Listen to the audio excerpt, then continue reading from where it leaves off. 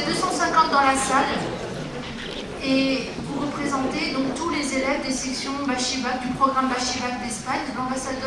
Notre ambassadeur l'a rappelé ce matin, cette année nous fêtons les 10 ans du programme Bachibac et nous sommes vraiment très heureux de vous accueillir ici pour cette journée spéciale. Alors vous venez d'Andalousie. Où sont les Andalous de Jaén?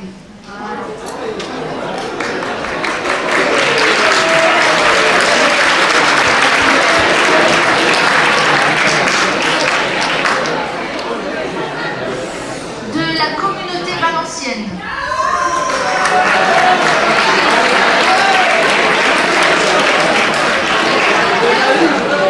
Alors la communauté valencienne vient de rejoindre cette année la communauté des Bachibac puisqu'ils ont ouvert cette année 2 sections avec 20 élèves dans les sections, donc bravo à tous et aux professeurs en particulier.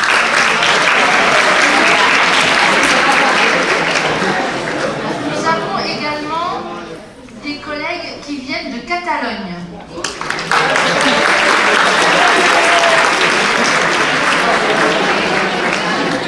Alors, il y a 112 sections Bachibac en Espagne, 71 en Catalogne.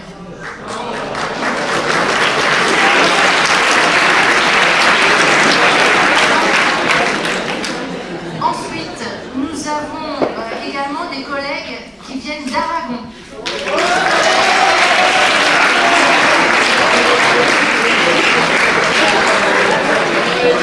Alors, l'Aragon a également rejoint le réseau Bachibac cette année. Bravo.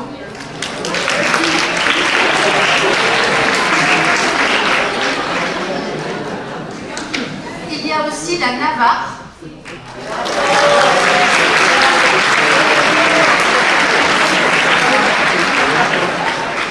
La Cantabrie. Il doit y avoir une personne de Cantabrie.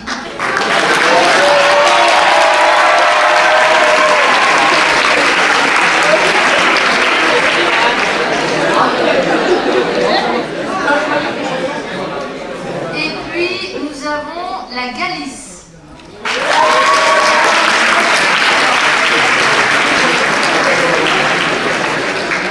Je salue en particulier l'établissement de Galice qui vient d'avoir cette année le label France Éducation.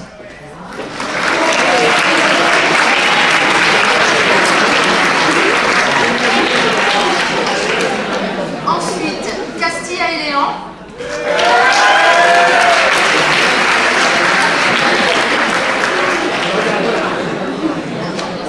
Castilla et Léon qui également fait partie du vieux réseau Bachibac. Ils ont des établissements qui sont déjà anciens depuis 10 ans. Et également le label France Éducation cette année. Maintenant, les 3 Bachibac de Léonais, de Castilla et Léon, ont le label. Donc bravo.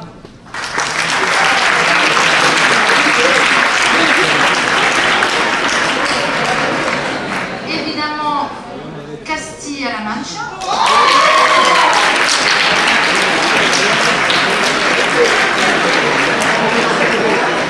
Avec également 2 établissements qui ont obtenu le label cette année. C'est une année avec beaucoup de prix. Ce label est très important et il récompense la qualité de l'enseignement dans les sections bilingues français en Espagne.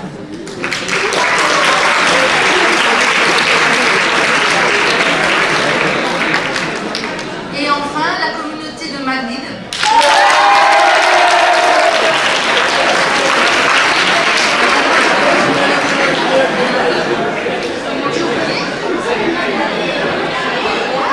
Pardon, excusez-moi, évidemment, et les Canaries.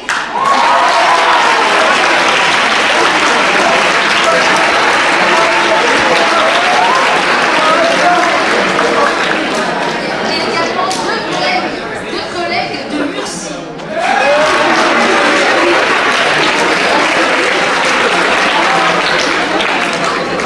C'est toujours un exercice périlleux de citer tout le monde. Voilà.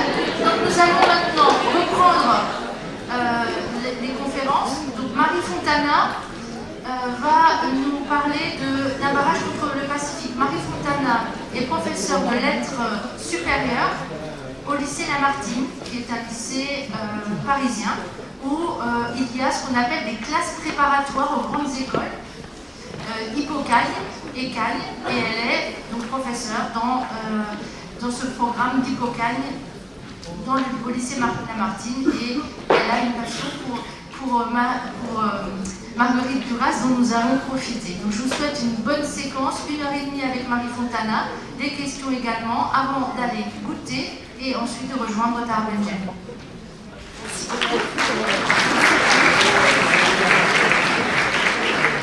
Alors je voulais remercier pour leur invitation l'Institut français et Madame Ferreira Pinto qui nous accueille de manière extrêmement sympathique et efficace et agréable. Et je suis très heureuse d'être ici avec vous aujourd'hui. J'enseigne effectivement, comme l'a dit Madame Ferreira, dans une classe préparatoire, c'est-à-dire des classes qui sont après le bac. C'est un système que nous avons beaucoup en France et qui conduit aux grandes écoles. Voilà, et nous accueillons donc des jeunes gens et parfois des jeunes gens qui viennent de l'étranger. Donc si vous avez envie de faire des études supérieures en France, c'est une possibilité. J'ai intitulé cette conférence « Aventure et fatalité, un barrage contre le Pacifique, l'invention d'un romanesque ». C'est un titre un peu pompeux, un peu prétentieux, comme on fait à l'université. Pardon. Les universitaires. Ce titre désigne une lecture qu'on peut faire du roman, et c'est celle que j'ai envie de faire avec vous. Faire une lecture, c'est entrer dans l'œuvre, dans sa logique. Parce qu'il faut se représenter qu'écrire un roman, ce n'est pas si simple que ça. Ça n'est pas simplement raconter une histoire, écrire un roman. Il faut bien se représenter que chaque élément, le nombre de pages, le nom des personnages, la longueur de la phrase, chaque élément résulte d'un choix. Autrement dit, écrire un roman, c'est faire des centaines, des milliers de choix peut-être. Et donc lire un roman, de l'autre côté, c'est essayer de refaire ce trajet que le romancier a fait, entrer dans sa logique, comprendre son système, lire le roman comme un système dans lequel il faut entrer. Et donc je voudrais refaire avec vous ce trajet qu'a sans doute fait Marguerite Duras en écrivant Barrage contre le Pacifique, en essayant de réfléchir à ce qu'elle fait, à ce qu'elle veut faire quand elle écrit ce roman comme elle l'écrit. Et évidemment, il y a de très multiples, de très nombreuses lectures, de très nombreux trajets à faire dans cette œuvre, notamment un trajet sur l'écriture du monde colonial. Mais ce n'est pas cette lecture-là avant tout que nous allons faire aujourd'hui, c'est une lecture plus littéraire, qui s'intéresse vraiment aux matériaux littéraires, et donc le trajet que je voudrais moi privilégier pour notre réflexion d'aujourd'hui, c'est que Marguerite Duras, quand elle écrit Un barrage contre le Pacifique, veut inventer une manière d'écrire le roman. Et donc c'est pour ça que j'ai intitulé L'invention d'un romanesque. Elle veut inventer une manière d'écrire le roman, et je vous donne un premier élément de cette invention, de cette forme qu'elle invente. C'est écrire le roman dans une tension entre plusieurs traditions romanesques qui la précèdent, de gens qu'elle a lus en français, mais aussi dans d'autres langues. C'est la tradition du roman d'aventure, c'est la tradition du roman d'apprentissage, mais c'est aussi, par exemple, la tragédie. Et c'est aussi l'autobiographie, on en reparlera. Et elle prend, quand elle écrit ce roman, elle prend des éléments dans ces différents modèles et elle les combine pour former ce texte très nouveau et très original. En 1950 déjà, quand il paraît, et je pense encore aujourd'hui, quand vous avez découvert cette œuvre, vous lui avez trouvé quelque chose de particulier. Je repars donc de mon idée initiale. Écrire un roman, ce n'est pas seulement raconter une histoire. Une des preuves en est que cette histoire, donc l'Indochine française du début du XXe siècle, une mère et ses deux enfants qui affrontent la misère qui est née du système administratif injuste. Cette histoire, donc, dont vous savez que c'est pour une large part celle de Marguerite Duras elle-même, Marguerite née Donadieu, eh bien, Marguerite Duras, écrivain, l'a écrite plusieurs fois. Et elle l'a écrite plusieurs fois, et chaque fois d'une manière différente. Donc ça montre bien qu'écrire un roman, même quand on prend le même sujet, ça peut donner lieu à des romans différents, à des formes différentes. Il faut que je change. Alors, on va voir si ça marche. Voilà. Donc là, voilà. Écrire plusieurs fois la même histoire. Écrire plusieurs fois la même histoire, effectivement. En 1950, Marguerite Duras publie Un barrage contre le Pacifique, que vous connaissez. Et puis 27 ans plus tard, elle publie L'Éden Cinéma. C'est la même histoire, les mêmes personnages, mais cette fois c'est une pièce de théâtre. Et le personnage de la mère, qui est central, on en reparlera dans Un barrage contre le Pacifique, est vraiment le sujet de l'histoire, c'est-à-dire, pas de l'histoire, de la pièce de théâtre. Les personnages, Joseph, Suzanne, le caporal, Monsieur Jo, sont sur scène et ils parlent de la mère qui est couchée dans une chambre à côté. Donc c'est vraiment, ce sont les mêmes éléments, mais vous voyez qu'elle le configure d'une manière différente. En 1984, elle publie L'Amant, qui est un livre pour lequel elle aura le prix Goncourt. Elle a manqué de peu le prix Goncourt en 1950. Et c'est toujours un petit peu la même histoire, même si elle est décalée. C'est-à-dire qu'elle est centrée sur la rencontre et l'amour avec un personnage qui a inspiré Monsieur Jo, mais qui est un personnage qui à ce moment-là inspire l'amour et non pas le dégoût, le ridicule qu'il inspire dans Un barrage contre le Pacifique. Et en 91, elle rédige L'Amant de la Chine du Nord, qui est comme une réécriture de L'Amant en vue d'un film, puisqu'entre-temps, un réalisateur a adapté L'Amant au cinéma, il n'a pas aimé cette adaptation, et donc elle réécrit une version de L'Amant en vue d'une autre adaptation au cinéma. Donc ce qu'il nous faut comprendre, c'est ce qu'il y a de spécifique au barrage par rapport à ces trois autres textes, et ce que Marguerite Duras donc veut faire, ce qui lui importe véritablement quand elle écrit ce roman-là, comme elle l'écrit et au moment où elle l'écrit. Dans le document que vous avez, dans le petit dossier qu'on vous a normalement distribué, sur la première page, la page titre, j'ai mis justement une citation extraite de L'Amant.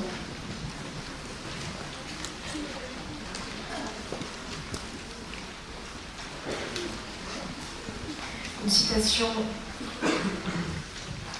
extraite de L'Amant. Je ne sais pas si vous la voyez. L'histoire de la vie n'existe pas. Ça n'existe pas. Il n'y a jamais de centre, pas de chemin, pas de ligne. Il y a de vastes endroits où l'on fait croire qu'il y avait quelqu'un. Ce n'est pas vrai. Il n'y avait personne. L'histoire d'une toute petite partie de ma jeunesse, je l'ai plus ou moins écrite déjà. Enfin, je veux dire, de quoi l'apercevoir. Je parle de celle-ci justement, de celle de la traversée du fleuve. Ce que je fais ici est différent et pareil. Quand elle écrit ça en 1984 dans L'Amant, elle compare donc ce qu'elle est en train de faire, ce qu'elle est en train d'écrire dans L'Amant, avec ce qu'elle a fait précédemment, c'est-à-dire avec Un barrage contre le Pacifique, qui est à votre programme. Quand elle écrit je l'ai fait déjà, je l'ai plus ou moins écrite, c'est au barrage qu'elle fait référence. Et je trouve que ce texte est très intéressant, ce texte de L'Amant est très intéressant, parce qu'on voit aussi, quand elle affirme « l'histoire de ma vie n'existe pas, ça n'existe pas », on ne sait pas, elle s'inscrit là dans une, si vous voulez, dans une catégorie en quelque sorte d'écrivains dont on va parler ensemble. Elle n'est pas de ces écrivains qui disent « voilà ce que je veux faire, je le fais, je l'ai fait, c'est réussi, la vérité a été trouvée et on peut passer à autre chose ». Vous voyez que cette démarche aussi de reprendre la même histoire sous plusieurs formes, comme en tournant autour de son sujet, c'est une manière de considérer que l'écriture n'est pas là pour épuiser le sens, pour fixer une vérité définitive, absolue, mais que l'écriture est en même temps une recherche, et que précisément ce qui est intéressant, c'est ce que l'on va aussi manquer, louper. Et donc c'est ce qu'elle écrit quand, dans L'Amant, dans le passage que je vous ai donné là. Voilà, elle dit là, il n'y avait personne. C'est-à-dire que cette identité de ce qu'elle est au moment où elle écrit, mais aussi l'identité de ce qu'elle était adolescente à 15 ans, c'est-à-dire le personnage de Suzanne, elle ne sait pas non plus ce que c'est. Quand elle dit il n'y a personne, ça veut dire il y a quelqu'un là, mais que je ne peux pas ressaisir parfaitement. Et donc il faut toujours, je pense, comprendre, c'est une première manière d'aborder l'œuvre de Duras en ayant conscience du fait que Duras n'affirme jamais que le sujet est épuisé, mais que ça fait partie de l'écriture et de l'aventure de cette écriture que de savoir que ça échappe. Et c'est dans cette optique-là que je vous ai donné le deuxième texte du petit dossier, qui est donc un entretien d'Alain Rogriet. Je ne sais pas si vous savez qui est ce personnage. Il est mort dans les années 2000. Ça a été un grand romancier qui a écrit surtout dans les années 50, 60, 70. Et il appartenait au mouvement qu'on appelle le nouveau roman. Et dans une certaine mesure, Duras était compagne de route du nouveau roman. Et en 2005, donc, Alain Rogriet publie une série d'entretiens, et je vous ai donné un extrait qu'on ne va pas lire en entier parce que c'est trop long, mais que je vous ai quand même mis dans le dossier parce qu'il me semble très éclairant, notamment pour comprendre l'écriture de Duras. Je vais opposer donc, je lis le début du texte de Rogriet, je vais opposer deux premières phrases de roman. Vous savez que la première phrase de roman est une chose extrêmement importante. On pourrait presque écrire toute l'histoire de la littérature en étudiant seulement les premières phrases, parce que la première phrase d'un roman pose le statut de l'écrivain par rapport au monde et du livre par rapport au public. Dedans, il y a déjà une sorte de contrat annoncé, un contrat d'écriture et de lecture qui s'adresse à un public. Le lecteur sait, dès la première phrase, comment il faut lire le livre, ou du moins il est censé le savoir s'il est assez astucieux. Voilà les deux premières phrases que je vais opposer, celle d'un roman de Balzac et celle d'un roman écrit 100 ans après. La première phrase de Balzac, je pourrais en citer d'autres, mais celle-là me vient par hasard en tête, est celle de Louis Lambert. C'est un roman qui doit être 1827. Je ne suis pas vraiment un historien de la littérature, mais ce n'est pas grave, c'est à peu près ça. Et donc, cette première phrase du roman de Balzac, c'est « Louis Lambert naquit en 1797 à Montoire, petite cité du Vendômois, où son père exploitait une tannerie de médiocre importance. Quand je lis cela, je me dis, voilà quelqu'un qui sait de quoi il parle. Il n'est pas question de dire que ce n'est pas vrai, c'est la vérité qui parle. » Rogriet fait une petite digression. André Gide raconte une histoire. Il rend visite à une jeune femme qui est avec sa petite fille. C'est encore une toute petite enfant et elle lui raconte un conte de fées. Gide rapporte dans son journal ce dialogue avec la mère qui commence. Il était une fois un roi et une reine. Et la petite fille l'interrompt aussitôt. Qui dit ça, maman? Gide est très frappé par cette question. Qui dit ça, maman? Effectivement, c'est la question qu'on doit se poser à chaque fois qu'on lit la première phrase d'un livre. Louis Lambert naquit en 1797. Qui dit ça, maman?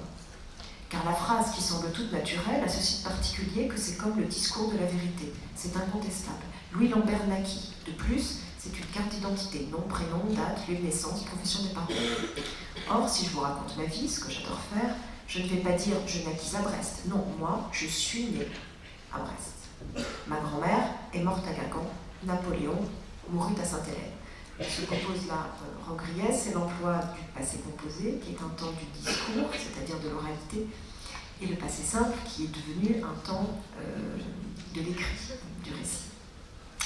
Donc il y a déjà dans l'emploi de ce passé historique, qui même sous Balzac était peu pratiqué dans la vie courante, quelque chose dans l'énonciation qui indique que c'est la vérité qui parle. Barthes disait que ce passé historique, naquit, c'est le temps des causes jugées, c'est-à-dire que pour pouvoir écrire Louis Lambert naquit, il faut non seulement qu'il soit né, mais qu'il soit déjà mort, que toute l'histoire se soit déroulée entièrement, et que quelqu'un qui n'est pas dans l'histoire, qui est au-dessus, mais connaît votre alpha et votre oméga, se mette à raconter cette histoire. Il est extérieur, mais il la connaît entièrement, le début, la fin, l'apparence des choses et l'intérieur des consciences. Il connaît tout. C'est ce que nous appelons un narrateur omniscient. Qui dit ça, maman? C'est Dieu. Évidemment, c'est Dieu qui parle. Et à l'époque, ça semblait très naturel de faire parler Dieu. Mais si l'on voit ce qui se passait avant Balzac, on constate qu'en réalité, c'est une façon particulière de raconter. C'est celle, ce que veut dire Rogriet, c'est que c'est celle du roman réaliste. Ça, c'est la tradition du roman réaliste qui veut que la narration fasse comme le discours de la vérité.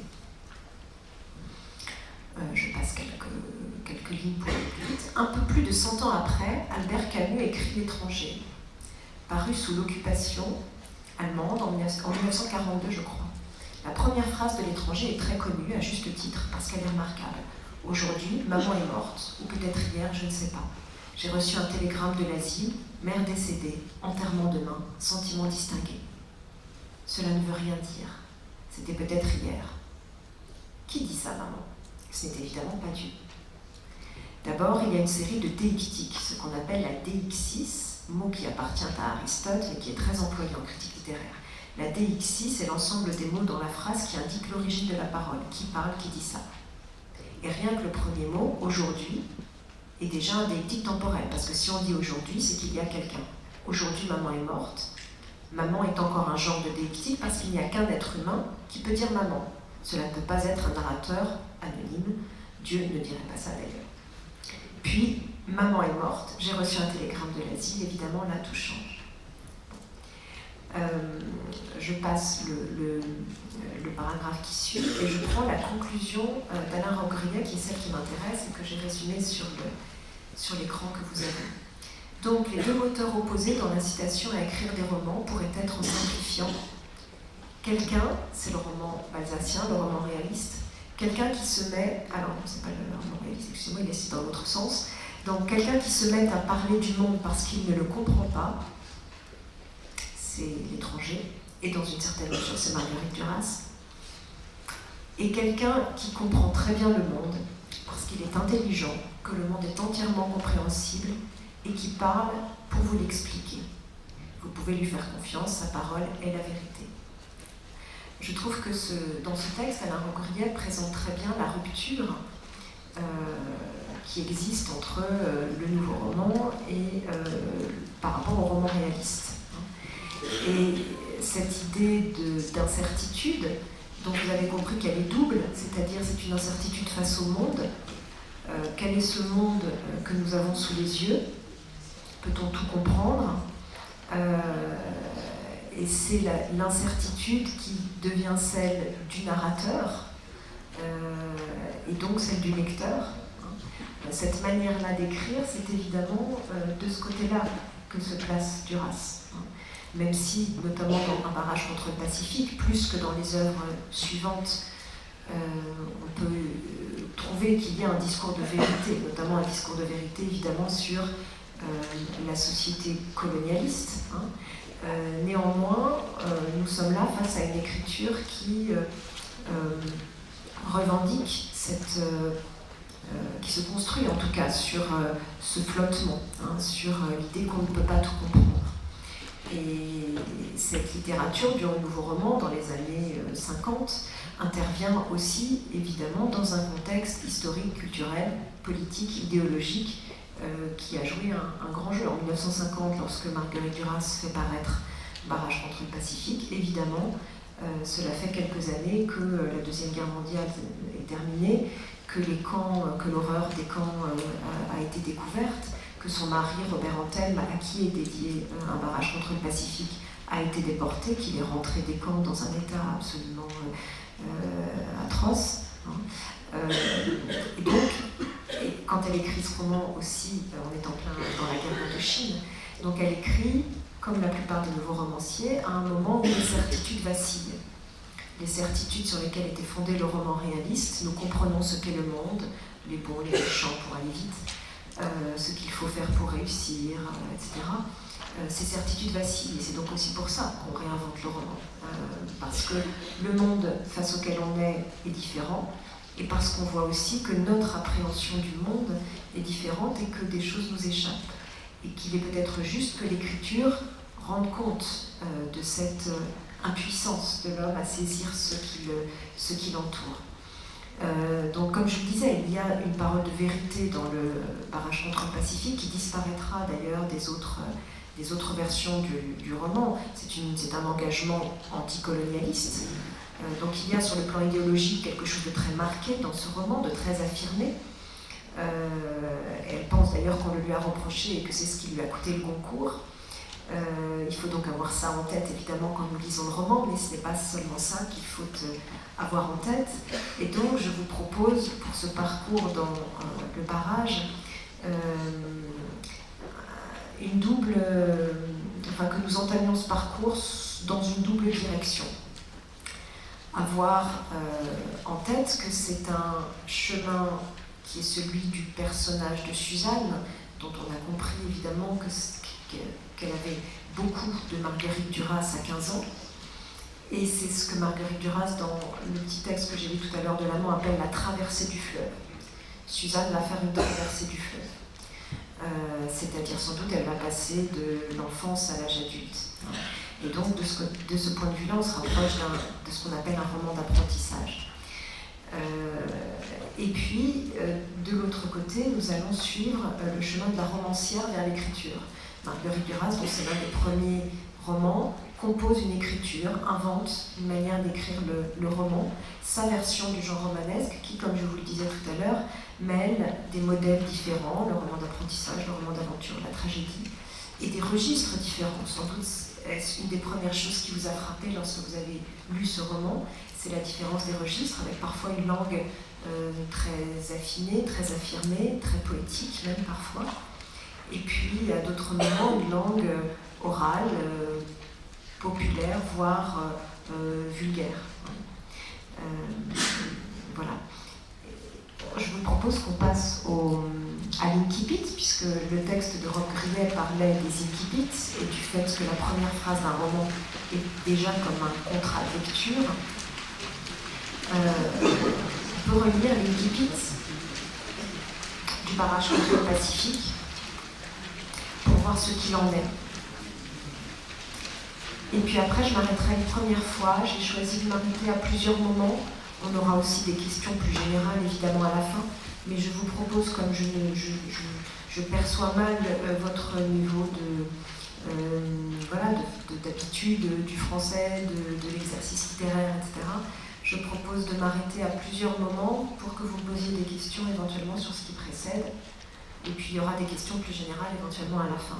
Donc là, je vous propose qu'on lise ensemble l'incipit, que je vous donne quelques éléments de commentaire, et puis après on fera une première pause, une première possibilité de questions. Il leur avait semblé à tous les trois que c'était une bonne idée d'acheter ce cheval, même si ça ne devait servir qu'à payer les cigarettes de Joseph. D'abord, c'était une idée, ça prouvait qu'il pouvait encore avoir des idées. Puis il se sentait moins seul, relié par ce cheval au monde extérieur, tout de même capable d'en extraire quelque chose de ce monde, même si ce n'était pas grand-chose, même si c'était misérable, d'en extraire quelque chose qui n'avait pas été à eux jusque-là, et de l'amener jusqu'à leur coin de plaine, saturé de sel, jusqu'à eux saturés d'ennui et d'amertume. C'était ça les transports. Même d'un désert où rien ne pousse, on pouvait encore faire sortir quelque chose en le faisant traverser à ceux qui vivent ailleurs, à ceux qui sont du monde.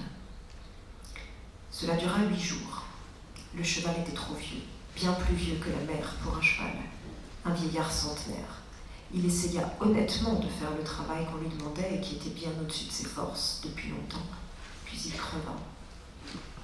Ils en furent dégoûtés, si dégoûtés en se retrouvant sans cheval sur leur coin de plaine, dans la solitude et la stérilité de toujours, qu'ils décidèrent le soir même qu'ils iraient tous les trois le lendemain à Rame pour essayer de se consoler en voyant du monde. Et c'est le lendemain à Rame qu'ils devaient faire la rencontre qui allait changer leur vie. Comme quoi, une idée est toujours une bonne idée, du moment qu'elle fait faire quelque chose, même si tout est entrepris de travers, par exemple avec des chevaux moribonds. Comme quoi, une idée de ce genre est toujours une bonne idée, même si tout échoue lamentablement, parce qu'alors il arrive au moins qu'on finisse par devenir impatient, comme on ne le serait jamais devenu si on avait commencé par penser que les idées qu'on avait étaient de mauvaises idées.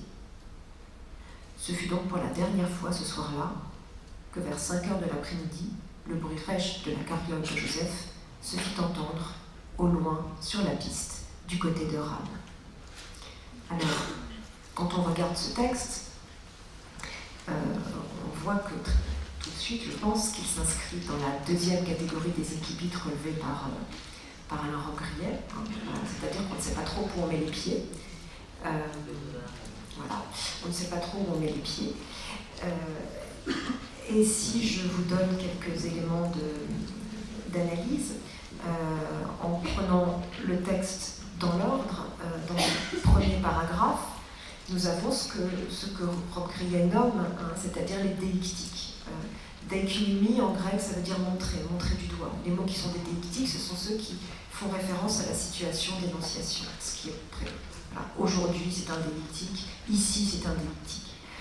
Or, effectivement, comme dans le début de l'étranger, l'incipit de l'orage contre le Pacifique comporte des déictiques. L'heure, tous les trois, ce cheval avec l'adjectif démonstratif, c'est un déictique parce que ça suppose que vous êtes en train de le montrer du doigt et ça veut dire que le narrateur s'adresse au lecteur comme si le lecteur était là avec lui et que le lecteur savait qui était ce cheval depuis longtemps. Or, ce n'est pas le cas. Et donc, la romancière ici nous met d'emblée, nous lecteurs, par le choix qu'elle fait de ce mode de narration, dans une situation un petit peu de flottement et d'incertitude. Nous ne savons pas non plus, évidemment, qui est l'heure. On comprendra plus tard, dans la suite de la page, qu'il s'agit de la mère et des enfants, mais on ne le sait pas au début. Par ailleurs, vous avez avait semblé, il leur avait semblé. Le verbe sembler traduit l'illusion, c'est-à-dire à ce moment-là ils ont pensé ça, mais il leur avait semblé. L'emploi et du plus que parfait et du verbe sembler montre bien que la suite révélera qu'ils se sont trompés. Donc ce qui est mis en avant dès les premiers mots, c'est effectivement déjà et l'incertitude de la narration et l'erreur, l'impuissance des personnages. Ensuite, ce que nous montre ce début de texte, et notamment le premier paragraphe, c'est une situation sombre et fragile des personnages qui vient comme en symétrie des doutes du lecteur. On voit qu'on a droit seulement à une hypothèse, même si ça ne devait servir qu'à payer les cigarettes de Joseph. Tout ça vient nuancer l'idée d'une bonne idée. Ce n'est qu'un semblant de bonne idée. C'est-à-dire que les personnages eux-mêmes, dès le début, ont des doutes. Même si ça ne devait servir qu'à payer les cigarettes de Joseph, ça veut dire que Joseph lui-même, la mère elle-même, savent dès le début sans doute que ce n'était peut-être pas une bonne idée que d'acheter ce cheval. On voit aussi que ce monde dans lequel nous introduit la narration d'emblée est un monde élémentaire et flou, qui est fait à la fois de doutes et de misère, avec des mots comme pas grand-chose, quelque chose, rien. Là aussi, essayez de repenser à des romans réalistes que vous avez pu lire, de Balzac ou de Zola. Les premières lignes vous dressent un décor avec des lieux, avec des objets, avec des gens qui sont nommés, qui sont décrits. Ici, on a quelque chose, pas grand-chose, rien. Donc ce n'est d'emblée pas le même décor et surtout pas le même rapport au monde qui est en train de se dessiner sous les yeux du lecteur. On est à l'opposé ici d'un décor construit, précis et abondant. On comprend en outre que la situation des personnages est fragile et qu'elle est d'emblée liée au lieu. On a leur coin de plaine saturé de sel, leur coin de plaine. Et cela introduit ce qui sera une constante du roman, c'est-à-dire peut-être pas l'identification des personnages au lieu, mais en tout cas le lien puissant et tragique entre les personnages et le lieu sur lequel ils sont. Vous avez bien vu que la plupart des événements du roman seront la conséquence de la plaine, de la misère dans laquelle cette plaine les place, et des rapports avec le monde que ce lieu leur impose. Donc leur coin de plaine saturé de sel, jusqu'à eux trois saturés d'ennui et d'amertume. On voit là aussi apparaître ce qui sera un trait de l'écriture de Duras, qui est la répétition-variation.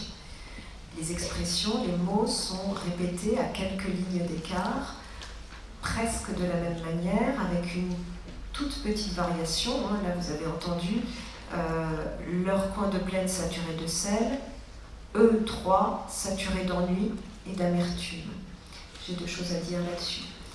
Première chose, c'est que le parallélisme entre ces deux expressions affermit, approfondit le lien dont je viens de parler entre le lieu et les personnages, et qui est un lien tragique qui les enferme évidemment dans ce lieu. Et deuxième chose, c'est le sens, on y reviendra éventuellement dans d'autres extraits, le sens de cette répétition, de cette écriture répétitive de Duras. On parle souvent de la musique de Marguerite Duras, parce que c'est une écriture, quand on parle de la musique de Marguerite Duras, on fait référence à beaucoup de choses très complexes, mais notamment à cette répétition. Et il faudra essayer, je ne vais pas vous donner la réponse maintenant finalement, parce que sinon après vous allez faire la sieste. Donc essayons de réfléchir à ce que peut être le sens de cette répétition. On va la retrouver très souvent. Voilà, situation sombre donc des personnages, et on remarque que ces trois personnages d'emblée se construisent dans une opposition avec le reste du monde. Dans les expressions notamment que vous avez dû repérer, à ceux qui sont du monde, ceux qui vivent ailleurs. Bon, ceux qui vivent ailleurs, c'est une expression à peu près objective, à peu près neutre. Mais quand cette expression est reprise et variée et qu'elle devient ceux qui sont du monde, vous voyez à quel point ce n'est plus la même chose. Ceux qui sont du monde, ça sous-entend bien évidemment que la mère, Joseph et Suzanne ne sont pas du monde. Ils n'existent pas. Et ça, on sait, vous pourrez, si Duras vous intéresse, vous pourrez trouver sur France Culture plusieurs émissions dans lesquelles il y a des archives où on entend Duras parler de sa vie, de son œuvre, etc. Et notamment une série de 4 émissions qui s'appelle Les Grandes Traversées avec Marguerite Duras. Et elle dit que c'est une des premières expériences frappantes de sa vie, dans les années qu'elle décrit dans le barrage, qui est celle de l'injustice. C'est-à-dire, elle disait des petits blancs pauvres, puisque dans les colonies, il y avait les blancs riches, les blancs qui avaient accès à tout, qui vivaient à la ville, qui avaient de l'argent, qui avaient des relations, qui rentraient en Europe souvent. Et puis il y avait les blancs pauvres, et elle disait que sa mère, a fortiori après la mort du père, en faisait partie. Et que donc elle avait ce sentiment de ne quasiment pas exister socialement. Et donc ça, c'est un traumatisme profond dont elle parle. Et vraiment, il faut l'entendre, je crois, il faut entendre cette expérience-là dans cette terrible expression « ceux qui sont du monde ». Et plus tard, vous avez vu à la fin du 3e paragraphe, se consoler en voyant du monde. Voilà. Donc, ce premier paragraphe introduit et installe le lecteur au cœur du doute, de la détresse des personnages. Et puis, on y remarque des choix formels qui sont déjà là et qui seront signifiants pour toute l'œuvre. C'est la représentation d'un réel et d'une situation sous forme élémentaire. 3. Le monde, la solitude, la plaine, quelque chose, rien. Ce sont des grandes unités abstraites, des grandes oppositions, un petit peu comme dans la tragédie, le haut, le bas, le bien, le mal. La répétition, j'en ai parlé. Et puis, ce que je vous demande peut-être de souligner, ou ce que je vous invite à souligner, c'est l'usage du premier verbe de ce texte est un verbe au plus que parfait. Il leur avait semblé. Qu'est-ce que c'est que ce temps ? C'est un temps qui est un temps du passé, du récit dans le passé, mais qui marque l'achèvement dans le passé. On a donc là une première phrase, la première phrase d'un roman, c'est-à-dire ce qui est censé être un début, et qui, dès son 3e, 4e mot, parle d'achèvement dans le passé, c'est-à-dire de quelque chose qui est irrémédiable. C'est en fait déjà terminé. Et ça nous place là, sous un angle qui est celui de la tragédie, que j'ai déjà évoqué tout à l'heure. Alors, tragédie avec un petit peu d'espoir, semblé, mais sans doute tragédie quand même. Et donc on sait dès la fin de ce premier paragraphe que le roman va s'écrire dans cette tension permanente, dans cet espace dont on doute, même s'il existe, très étroit, entre la tragédie, c'est-à-dire c'est déjà passé, c'est déjà fini, c'est déjà raté, et l'espoir, il leur avait semblé, l'espoir qui est surtout dans ce roman, vous l'avez perçu, j'imagine, celui de la mère qui ne cesse d'avoir de l'espoir et de penser qu'elle va reconstruire les barrages et que les barrages vont tenir. Donc le roman s'écrit dans cet espace qui peut-être n'existe pas entre la tragédie, c'est déjà fini, c'est-à-dire la fatalité, et le possible, c'est-à-dire l'aventure. D'où mon titre, Aventure et fatalité. Voilà, ce sont les deux pôles entre lesquels la narration finalement essaie de s'écrire. Si vous regardez rapidement le 2e paragraphe, on est justement là, dans l'histoire dans l'espace entre l'aventure et la fatalité. Cela dura 8 jours, le cheval était trop vieux. C'est l'histoire d'un malheur. Une histoire, c'est l'enchaînement d'événements, pas seulement une situation, mais donc le tranchant des événements. Le cheval était trop vieux, il essaya, puis il creva. Et là, on est passé à un temps qui est passé simple, qui est celui du tranchant de l'événement. On a là donc une autre temporalité dans le deuxième paragraphe, qui est la temporalité de la finitude. Le passé simple, c'est un temps qui permet, qui s'oppose à l'imparfait de la durée. Et donc c'est la finitude qui est représentée ici par la mort du cheval, qui s'inscrit là dans le texte. Et dans les 3 derniers paragraphes du texte, à partir de « Ils en furent dégoûtés », nous avons la conséquence de ce premier événement, qui était donc la mort du cheval, c'est-à-dire l'accroissement du manque. Vous pourrez remarquer dans cette fin de texte l'accumulation de ce qu'on appelle les éléments privatifs. Sans cheval, sans le cheval, solitude, stérilité. C'est ce que dans le roman, les personnages vont souvent nommer la déveine. Je ne sais pas si vous avez été attentif à ce terme, il revient beaucoup dans le roman. C'est la déveine. C'est-à-dire qu'on pourrait avoir de la veine, on pourrait avoir de la chance, et eux, ils n'ont que de la déveine, avec là aussi un préfixe privatif. Pour autant, les personnages, et sinon le roman n'existerait pas, vont décider, c'est le verbe qui est utilisé, mais ils décidèrent, c'est un verbe à la fois de pensée et d'action. Le soir même, ils vont décider de se consoler. Donc, on va les voir dans le 5e paragraphe, comme quoi une idée est toujours une bonne idée, qui reprennent immédiatement une sorte d'espoir, qui est peut-être d'emblée teinté de morosité, mais qui existe quand même, et encore une fois, sans lui, sans cet espoir, le roman n'existerait pas, il serait déjà terminé depuis, il leur avait semblé. Vous remarquez donc dans ce dernier paragraphe, il est mis en parallèle avec le « toujours », tout est entrepris, toujours une bonne idée, tout échoue. Voilà. Donc si on veut conclure sur cet incipit, c'est évidemment un incipit paradoxal. Incipit, c'est donc la première phrase du roman, mais aussi par extension la première page. Il est paradoxal d'abord parce qu'il est du côté du début, il annonce une histoire, mais il est aussi du côté de la fin et d'une fatalité. C'est un début, mais qui est en quelque sorte déjà lourd de fin ou disons, de noirceur. C'est un incipit paradoxal parce que vous savez, en tout cas dans une grande tradition romanesque, et celle du roman réaliste notamment, l'incipit a pour vocation d'introduire le lecteur au monde du roman, de lui donner, comme une scène d'exposition au théâtre, de lui donner un grand nombre d'informations. Or ici, évidemment, l'incipit introduit le lecteur plutôt dans un lieu incertain, la plaine, avec des personnages incertains et une position du narrateur qui est fragile. On doit remarquer aussi que dès la 2e ligne du roman, devait servir qu'à payer les cigarettes de Joseph, le thème de l'argent est introduit, qui sera important pour toute l'économie du roman, toute l'économie, sans mauvais jeu de mots, du roman, c'est-à-dire pour tout le fonctionnement du roman.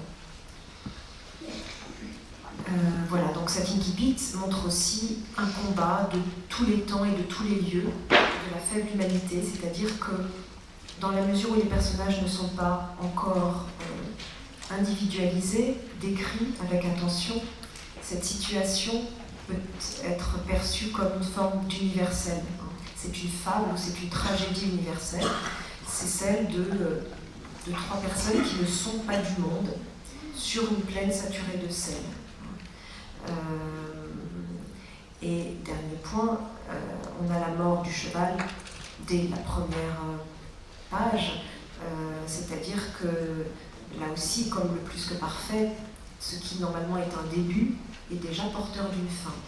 Or, on voit bien, on étudiera tout à l'heure la structure du roman, que dans la structure du roman, la mort de la mère à la fin du roman, va venir répondre comme un écho à la mort du cheval, à l'ouverture du roman. Et vous voyez là qu'ils sont, cette idée-là, en fait, quand je vous parlais tout à l'heure des choix et du système que construit un écrivain quand il construit un roman, vous voyez que cette idée-là, Marguerite Duras l'a déjà en tête, de faire ce rapprochement entre la mort du cheval au début du roman qui ouvre le roman et la mort de la mère qui clôt le roman, puisque lorsqu'elle évoque la mort du cheval, elle la met en lien avec la mère déjà. Hein. L'âge du cheval. Le cheval était trop vieux, bien plus vieux que la mère pour un cheval. Voilà, je vais m'arrêter pour vous éventuellement. Manuela, ça va si je propose la parole au milieu? Oui. Voilà. Si vous avez des questions, profitez-en pour me dire si je vais trop vite, si ce genre de choses.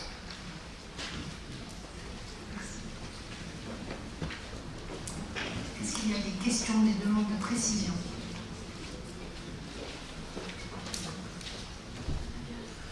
C'est pas obligé du tout, hein, mais c'est juste pour éviter que je me promène toute seule et que je laisse tout le monde derrière. C'est ça que je veux pas.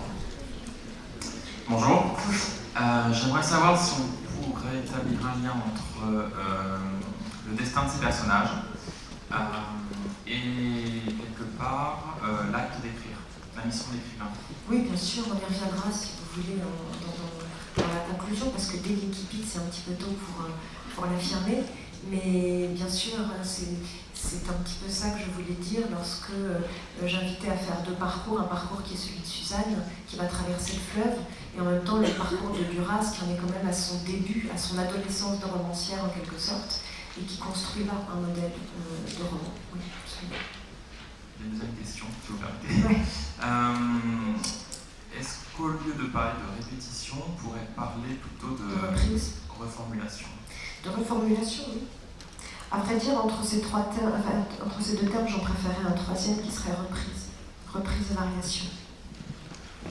Et répétition me paraissait plus facile à entendre. Mais sur le plan vraiment linguistique, le plus exact, ce serait reprise. Merci. Alors, je me suis dit que j'allais faire alterner.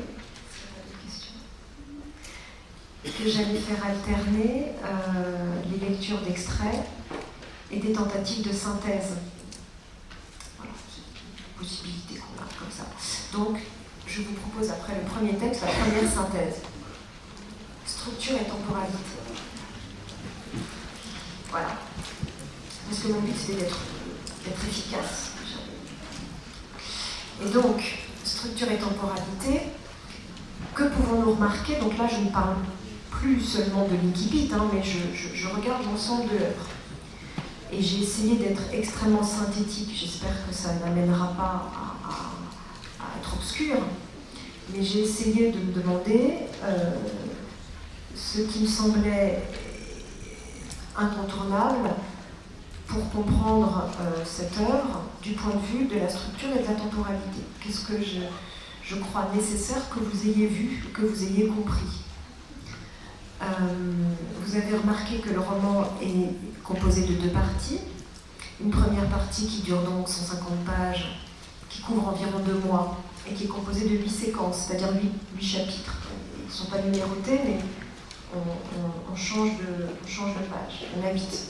Dans la deuxième partie, pour 50 pages de plus, à peu près la même durée, vous avez 22 séquences. Bon, pour l'instant, on le constate, et puis on essaiera de l'interpréter plus tard.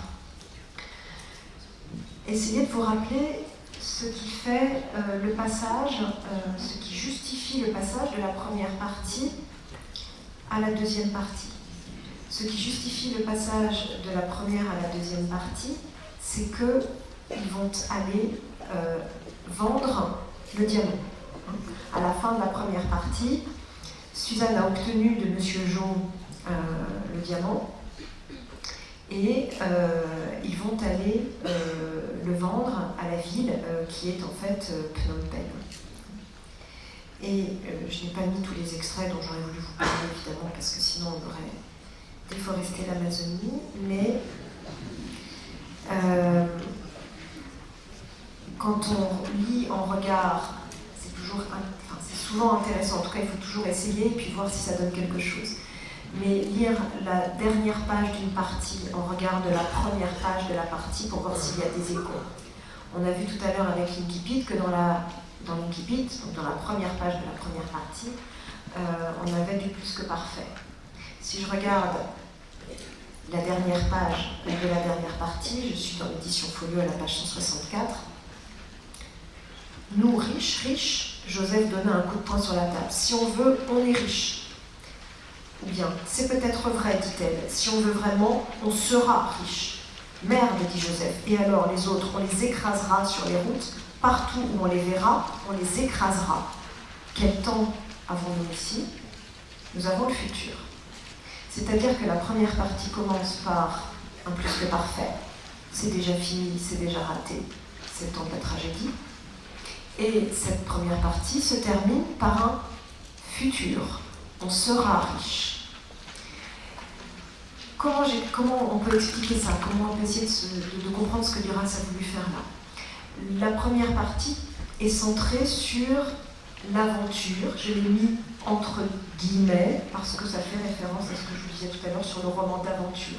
C'est évidemment ce qu'on appellerait une aventure dégradée, c'est-à-dire une aventure des temps modernes. C'est pas l'aventure de la conquête de l'Ouest, quoique il y a un jeu avec ça aussi. Mais c'est l'aventure autour de Monsieur Jo.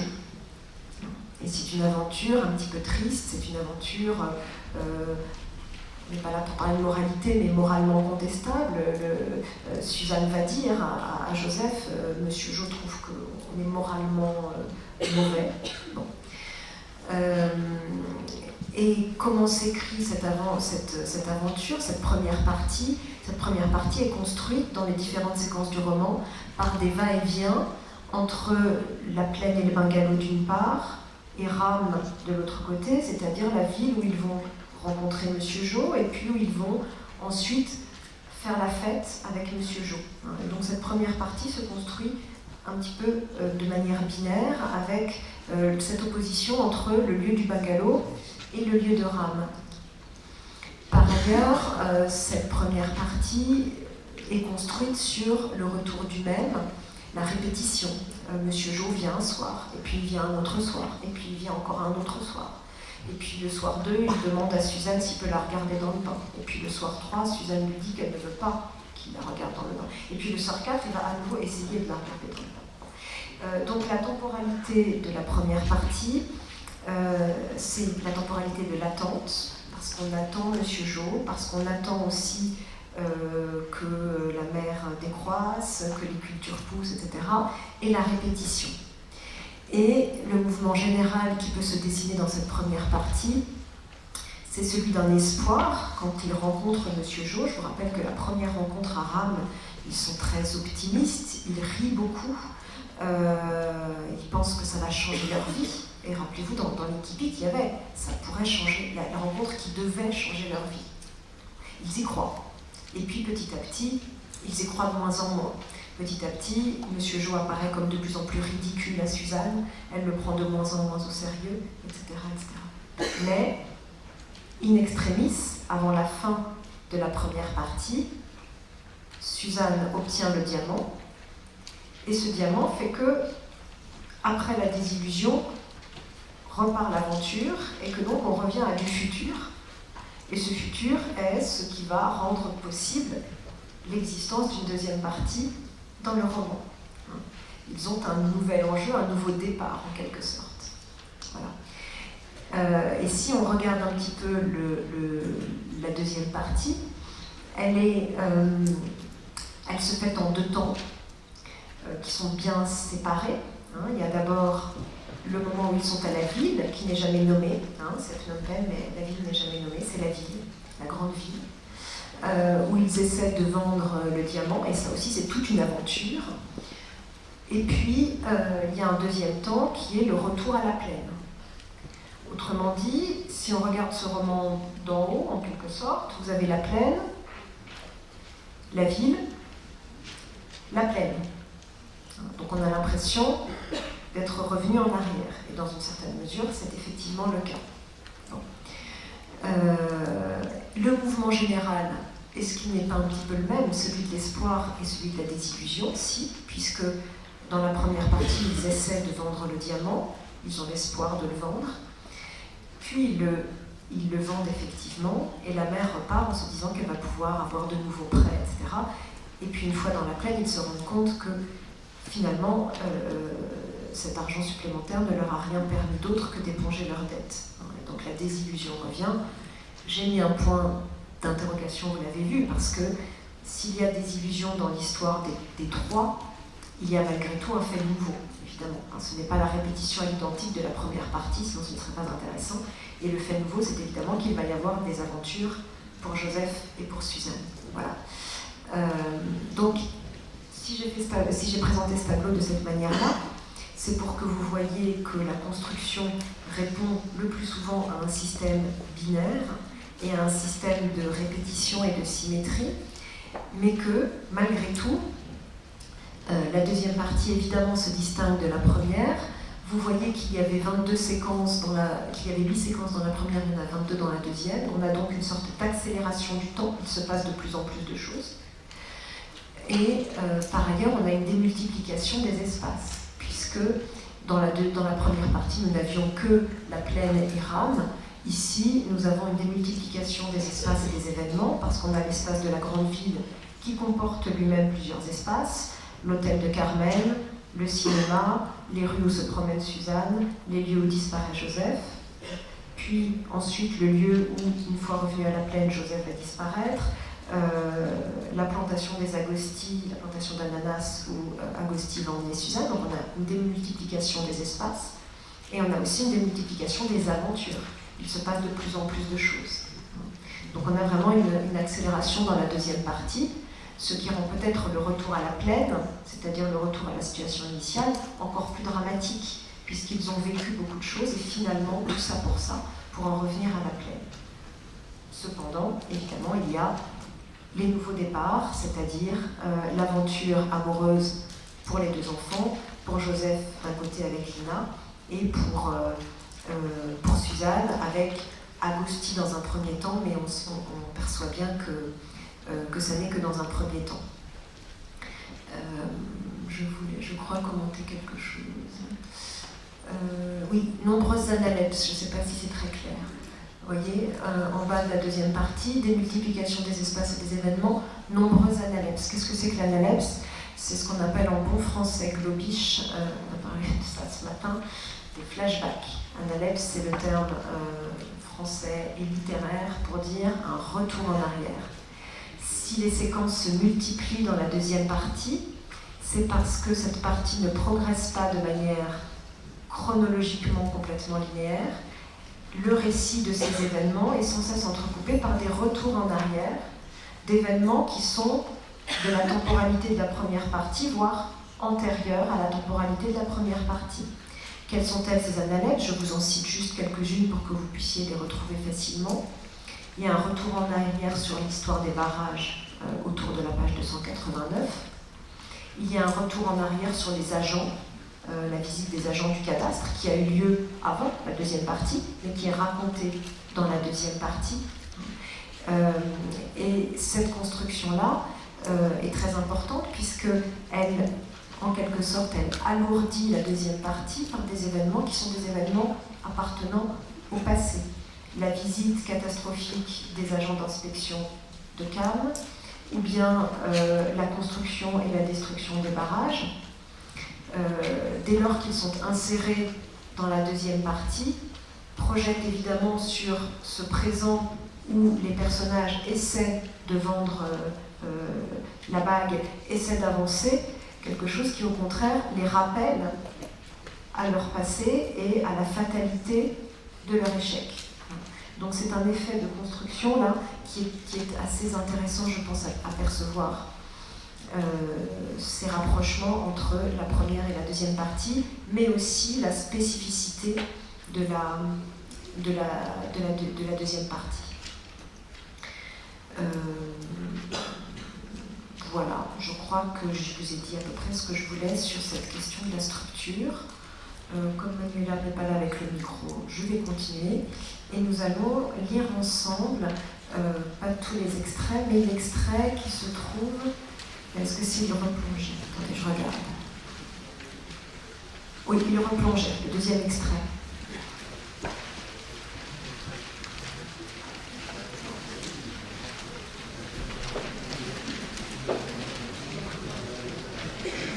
Il replongeait, suivi par les enfants.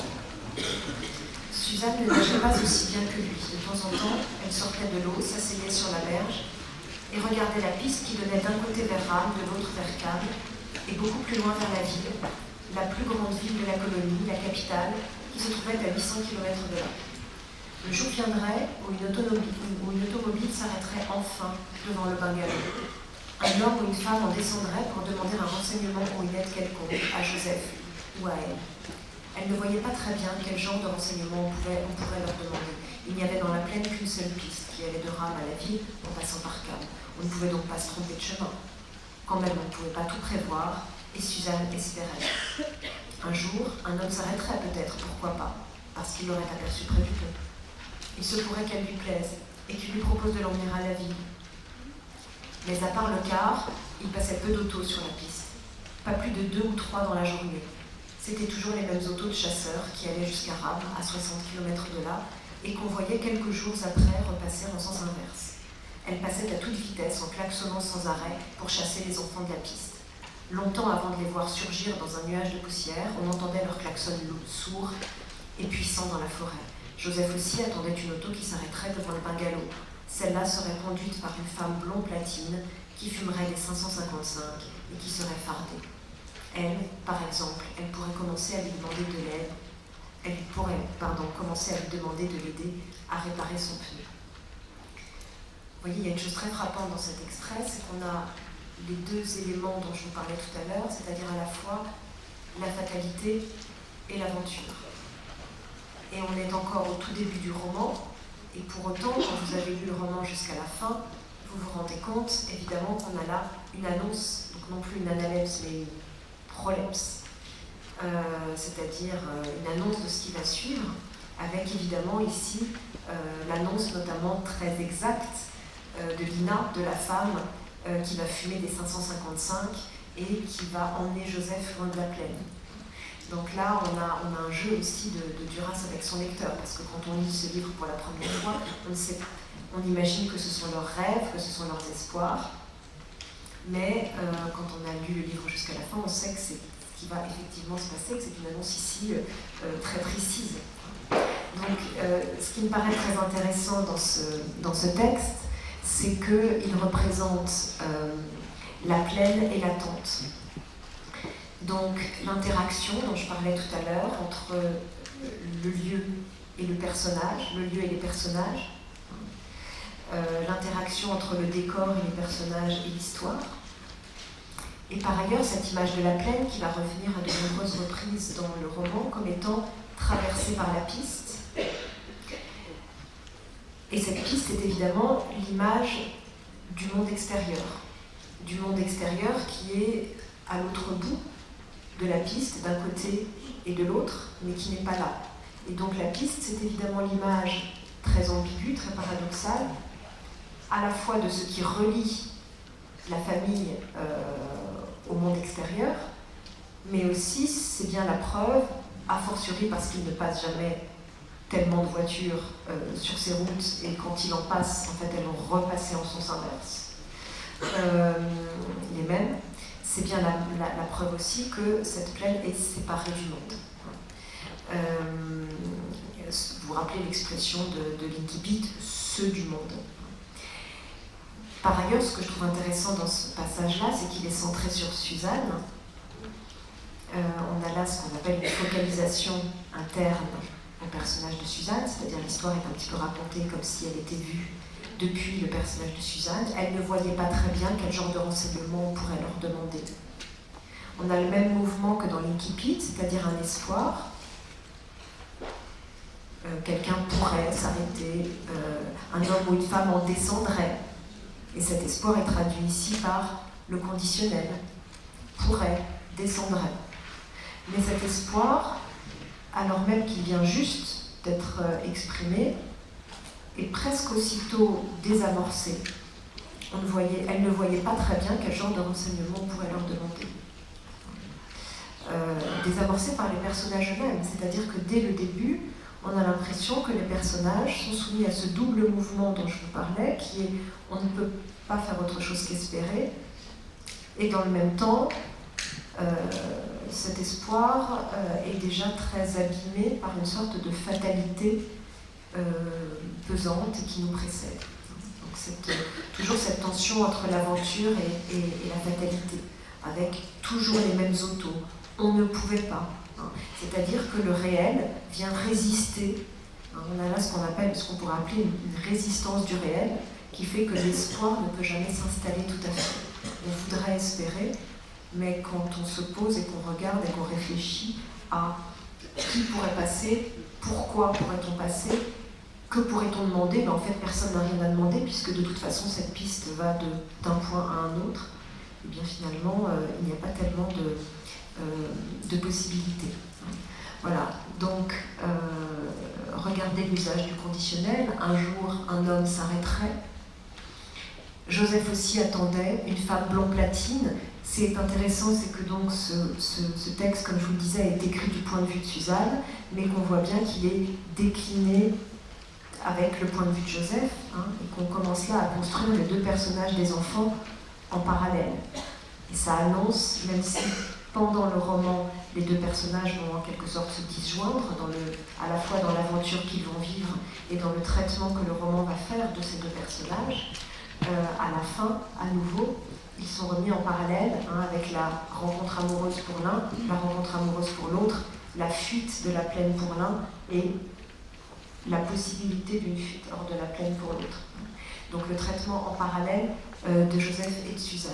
Et puis donc, effectivement, ce qui me paraît intéressant dans cette page-là, c'est la tension entre l'incrédulité, Suzanne qui sait bien qu'espérer est quand même un petit peu étrange, par opposition versus à la prophétie, c'est-à-dire à ce qui est vraiment annoncé là avec une sorte de précision prophétique, une femme blonde platine avec des 555, etc., qui constitue une prolepse, c'est-à-dire une annonce de la fin du roman. Je fais une deuxième pause. Y a-t-il des questions ?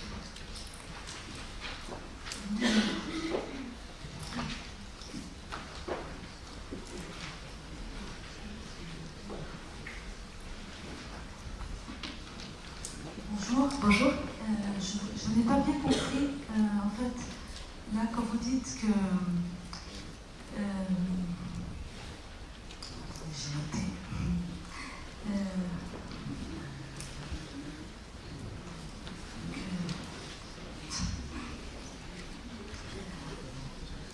Oui, voilà, excusez-moi. Que ce texte est écrit du point de vue de Suzanne, mais décliné du point de vue de Joseph. Alors, il est écrit en focalisation dominante, parce que les focalisations ne durent jamais très longtemps chez Duras. C'est précisément pour créer le doute dont je parlais tout à l'heure. Souvent, la focalisation tourne, elle passe d'un personnage à un autre, etc. Donc cette page-là est surtout en focalisation interne au personnage de Suzanne, mais je me suis mal exprimée. Quand je parle du point de vue de Joseph, c'est pas le point de vue au sens technique du terme, c'est-à-dire la focalisation, c'est-à-dire que en fait, le personnage de Joseph est présenté en parallèle de celui de Suzanne comme étant dans la même situation et comme ayant les mêmes attentes. C'est-à-dire que ce qui est dit de Suzanne est dit quasi à l'identique après de Joseph. Et que ça commence à construire le parallélisme entre les deux personnages qui va être plus discret au milieu de l'œuvre, mais qui va revenir à la fin de l'œuvre. Voilà. Ils sont tous les deux dans la même position d'attente, et ça annonce que tous les deux, évidemment, l'histoire ne peut pas être autrement que celle du départ des enfants. Quand je parlais tout à l'heure de l'universalité du propos, ce texte, si on l'universalise encore d'un degré, c'est que tous les enfants vont quitter la maison familiale. Voilà. Et donc cette annonce-là, sous cet angle-là, est introduite, me semble-t-il, dans ce passage. Merci.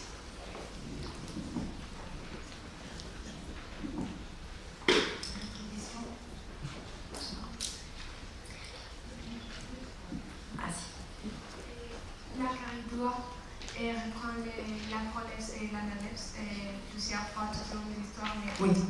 vous croyez que ça c'est parce qu'il veut attirer l'attention du lecteur ou est-ce qu'il poursuit quelque chose au-delà de cette intention? C'est une grande question qui recoupe partiellement celle des reprises et de la répétition dont je parlais tout à l'heure sur le plan de l'écriture de la phrase. Je pense qu'il faudrait pas mal de temps pour y réfléchir et pour y répondre, mais c'est une des figures de la fatalité, je pense. C'est une des manières d'inscrire le roman dans une fatalité, c'est-à-dire dans quelque chose dont on sait que ça va arriver. Voyez, et on sait que ça va arriver, et donc le narrateur, de temps en temps, on donne plus que des indices, on donne des images.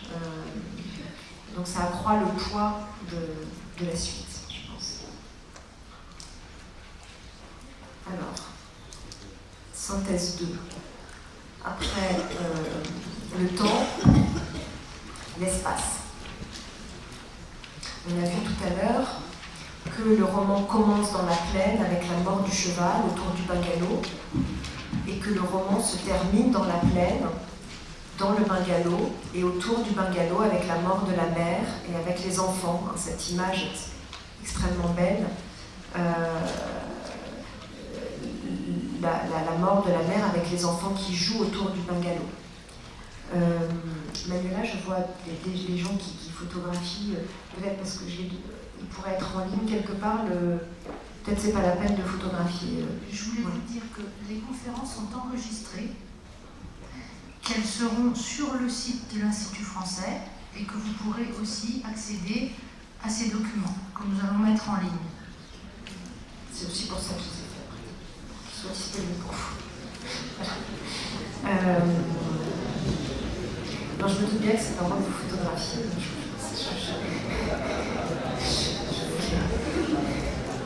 Alors, les espaces. Donc, le roman commence et se termine dans la plaine, mais pour autant,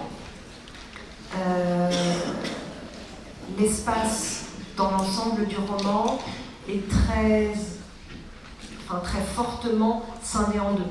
C'est l'ici et l'ailleurs. On l'a vu dès l'Incipit. La plaine, c'est donc l'ici, avec une démultiplication des lieux, c'est-à-dire la plaine au bord de l'océan. Et ça, il y aurait beaucoup à dire aussi sur l'océan. Est-ce que c'est une ouverture ou est-ce que c'est une fermeture, cet océan, hein, bon. Et puis, vous voyez, en fait, vous avez comme des matrioshkas, comme des poupées russes. Vous avez des espaces dans l'espace. C'est-à-dire que l'ici, c'est la plaine qui est vraiment finalement ceinturée par l'océan et par la piste. Et puis à l'intérieur de la plaine, vous avez un espace qui est le bungalow. Et puis à l'intérieur du bungalow, vous avez d'autres espaces, principalement le salon, la chambre de Joseph et la cabine de bain. Et donc, tous ces espaces, et notamment par le fait qu'ils sont inclus les uns dans les autres, signifient et sont toujours traités sous l'angle de l'enfermement. Ça n'entrait pas, je voulais que chaque planche entre sur une seule page, mais là, ce dont je ne parle pas, on verra ce dont je ne parle pas. Il y a quelque chose que j'ai volontairement laissé de côté. Donc ici, c'est la plaine, ce sont des motifs de l'enfermement, et cette plaine est traversée par la piste. Et cette piste inscrit, si vous voulez, la plaine dans une polarité qui pourrait être une polarité dynamique, qui pourrait faire qu'on a l'impression qu'on va sortir de la plaine.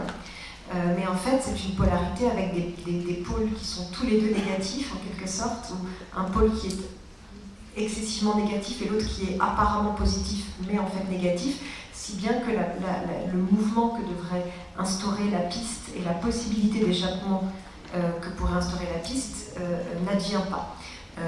La piste oppose Rame, où il y a le cabaret, où on pourrait a priori rencontrer, s'amuser, échapper, mais en fait on se rend compte que cette échappée, c'est celle qu'on essaie de faire dans la première partie, et l'histoire de la première partie, c'est bien de dire que cette échappée-là ne fonctionne pas. Finalement, on va casser son jouet. Hein. Monsieur Jo, on va bien jouer avec lui, et puis après, finalement, il va devenir un objet d'éveil et de dégoût, hein, avec le mot de dégoût qui revient très souvent.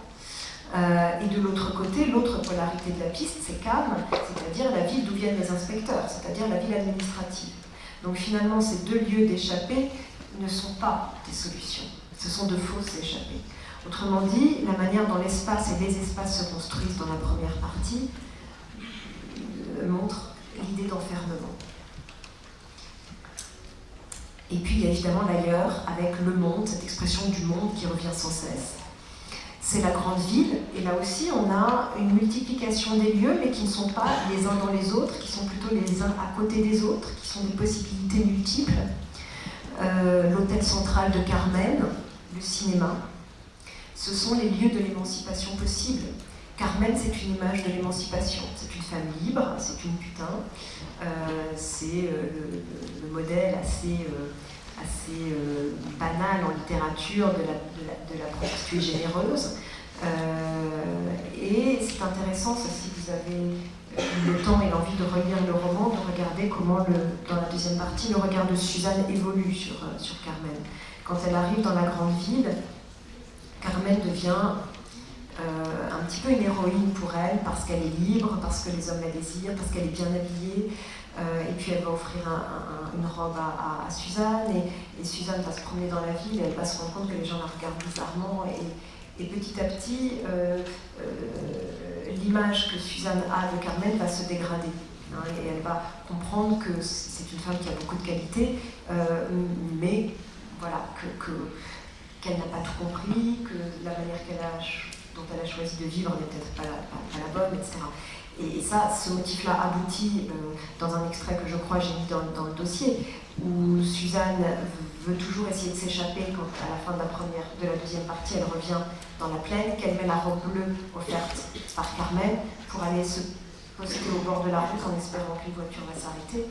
Et au bout d'un moment, elle jette la robe bleue dans le rack, hein, c'est-à-dire vraiment dans l'eau stagnante, et elle est comme dégoûtée de cette robe qui lui vient de Carmen. Donc, il y a tout un regard sur Carmen qui évolue dans la deuxième partie. C'est quelque chose qu'on n'a pas le temps de regarder là, mais soyez-y attentifs, c'est un motif assez intéressant, parce qu'en fait, il montre l'émancipation de Suzanne. C'est-à-dire que Suzanne est happée vers l'émancipation par le modèle, entre guillemets, de Carmen, qui lui montre que c'est possible, qu'on peut s'échapper, etc. Et Carmen dit d'ailleurs, il faut que tu quittes ta mère, etc. Mais en fait, elle ne va accéder véritablement à l'émancipation que quand elle aura dépassé le modèle de Carmen, c'est-à-dire que quand le modèle de Carmen, elle l'aura en quelque sorte un peu disqualifié malgré tout. Bon. En tout cas, pour ce qui est de l'espace, l'hôtel central de Carmen est un lieu où les gens vont, où les gens viennent, où le monde entier circule, c'est un port, etc. Et donc c'est un lieu d'échappée. C'est là qu'elle va rencontrer Barner, c'est-à-dire un personnage qui veut l'épouser et qui lui est un voyageur qui vend des fils. Et alors là aussi, vendre des fils, c'est quand même extraordinaire d'ironie tragique, hein, peut-être de la part de Duras. Hein. Vendre des fils, ça veut dire c'est quand même celui qui voudrait... son discours, le personnage de Barner est burlesque au plus haut point. Hein. Il voudrait l'attacher, il voudrait acheter Suzanne pour l'attacher, pour l'embobiner et pour l'attacher, il n'y a pas d'autres mots. Bon. Et puis il y a évidemment le cinéma. On lira le texte semble absolument sublime sur le cinéma, qui montre bien le cinéma comme un lieu d'échappée peut-être illusoire, mais d'échappée quand même. Voilà, lieu de l'émancipation possible. Et puis dans la deuxième partie, il y a tous ces lieux de Joseph qui échappent à Suzanne, puisque Joseph erre dans la ville avec la femme. Il va en faire le récit plus tard, mais Suzanne à cette époque-là ne connaît pas ces lieux. Donc c'est un ailleurs qui existe et qui est possible, et qui est donc celui de l'ouverture. Donc vous voyez que du point de vue des espaces, le roman se structure de cette manière-là, et que donc le retour à la plaine dans la deuxième partie est quand même un retour qui n'est pas véritablement un retour en arrière, parce que c'est un retour après la découverte d'espaces d'émancipation possibles, et donc évidemment il appelle la suite. Alors je pose la question, quel est le lieu qui est très présent dans la première partie, enfin qui est très présent, qui apparaît un peu en marge de la plaine dans la première partie et que je n'ai pas noté parce qu'il peinait à entrer dans mes catégories rigides. C'est un lieu un peu magique, un peu fantasmatique. Ouais, c'est la forêt. Les descriptions de la forêt sont très belles, très ambiguës, avec l'image de la forêt un peu tropicale, c'est-à-dire ça grouille de vie, et ça vient dans ce cas-là jouer vraiment avec l'opposition avec la stérilité de la plaine, et en même temps c'est un lieu un peu fantasmatique. Et je relisais un entretien de Duras dans lequel elle parlait de cette forêt de son enfance, qui était un lieu qui lui faisait peur, elle n'osait pas tellement y pénétrer. Et c'est un peu la forêt du conte aussi, c'est la forêt de l'ogre, voilà. Et c'est le lieu de Joseph, c'est le lieu où chasse Joseph. Donc c'est un lieu intéressant aussi, mais on ne peut pas, en une heure et demie, même en une journée, tout dire évidemment. Alors, un texte maintenant, un document que je voulais vous montrer, qui est un document qui se trouve à la Bibliothèque nationale de France. Je ne sais pas si vous pouvez un petit peu deviner ce que c'est. En haut à droite, vous avez NRF. Je ne sais pas si vous savez ce que c'est. Nouvelle Revue Française. C'est une publication des éditions Gallimard.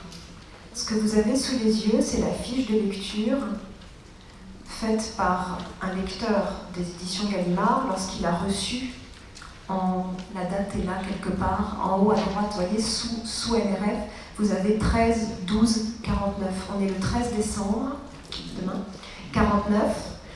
On est le 13 décembre 49, et donc un lecteur a reçu ce manuscrit et il en fait le compte-rendu pour le comité de publication des éditions Gallimard.